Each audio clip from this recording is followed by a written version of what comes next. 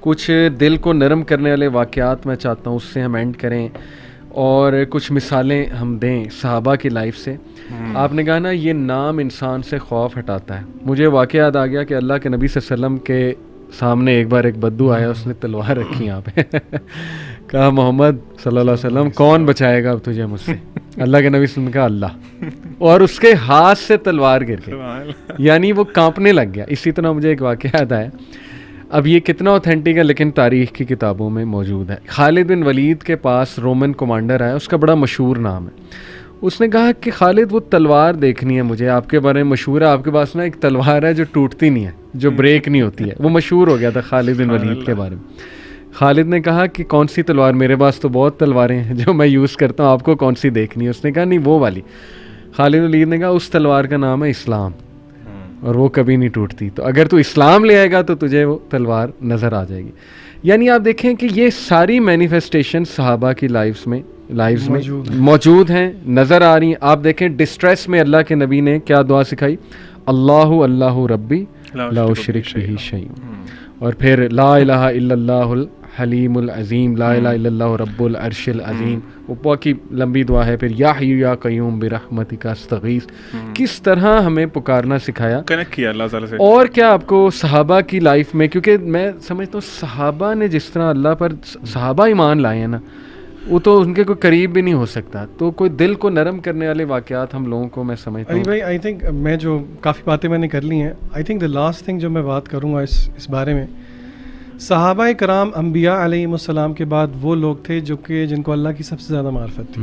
اس point پہ ہم سب agri کرتے ہیں. That's point number 1. Point number 2, صحابہ کرام کہتے ہیں کہ قرآن مجید کے اندر ایک آیت ہے جس نے ہمیں بہت ریلیف دیا. اللہ اکبر, اللہ. ان دو چیزوں کو جوڑتے ہیں. وہ آیت کون سی تھی اور کیوں ان کو اس نے اتنا ریلیف دیا؟ کیونکہ ان کے دل میں اللہ تعالیٰ کی سب سے زیادہ عظمت تھی. بہت مشہور آیت ہے سورہ زمر کی.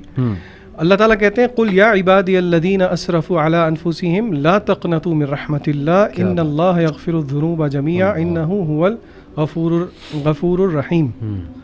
اس کا ترجمہ میں آپ کے سامنے رکھتا ہوں. پھر اسکالرز نے کہا ہے کہ 5 باتیں اس آیت میں نوٹ کرنے والی ہیں.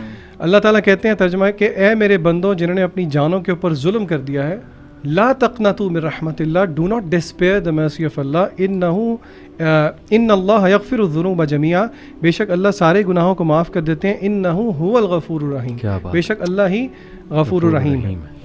اب پہلی بات اسکالرس کہتے ہیں کہ آپ نوٹ کریں یہاں پہ ایڈریس اللہ تعالیٰ نے, یعنی کہ کن کی, who are the point of addresses, جنہوں نے گناہ کیے ہیں. اللہ نے یہ نہیں کیا یا ایھا الذین اجرموا, اے فاسقوں, اے مجرموں, حالانکہ اور جگہ پہ اللہ تعالیٰ نے یہ طرز اختیار کیا انا من المجرمین منتقمون, کہ ہم ایسے مجرموں سے بدلہ لیں گے.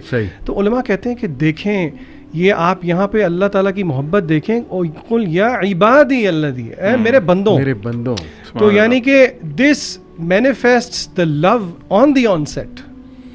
نمبر 2, اچھا گناہ, زنا کیا, شرک کیا, چوری کی, ڈاکہ ڈالا, قتل کیا, نہیں.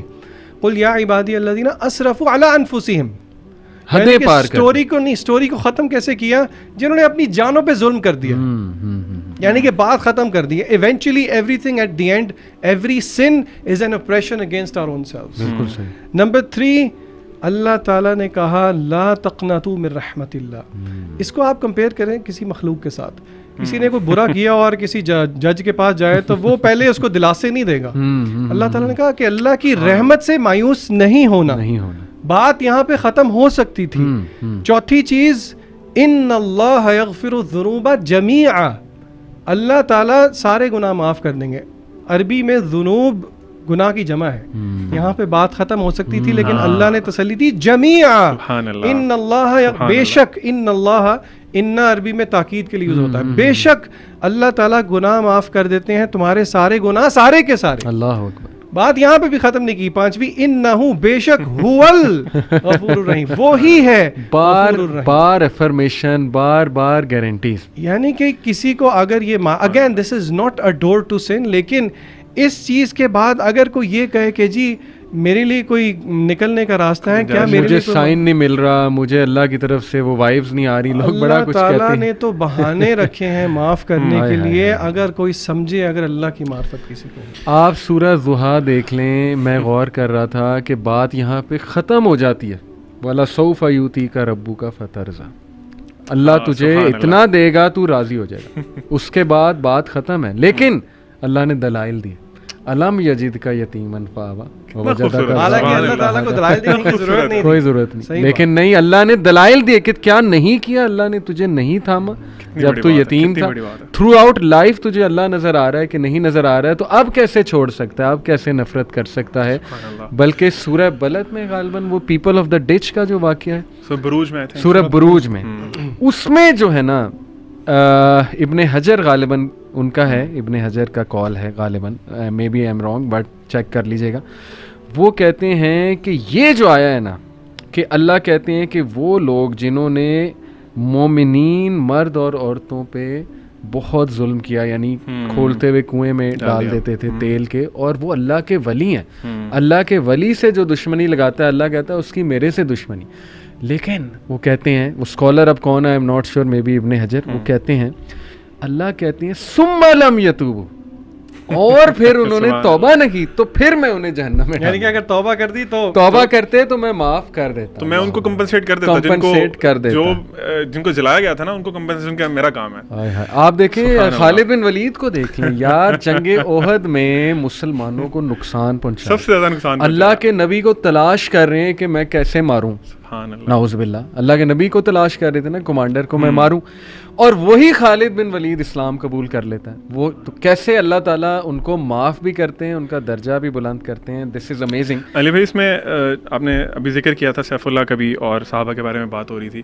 آپ دیکھیں کہ پروفٹ صلی اللہ علیہ وسلم بھی, ظاہر سی بات ہے, سب سے بیسٹ لیڈر ہیں, ان کو پتا تھا کہ کس بندے میں کیا کوالٹی ہے, انہوں نے بھی ان کو لقب دیا سیف اللہ. بالکل. اچھا, میں آپ کو پرسنلی بتاؤں, مجھے خالد بن ولید رضی اللہ تعالیٰ عنہ سے جو محبت ہے نا, وہ اس ٹائٹل کی وجہ سے ہے, بیکاز سیف اللہ, اللہ کی تلوار, this is not a small thing.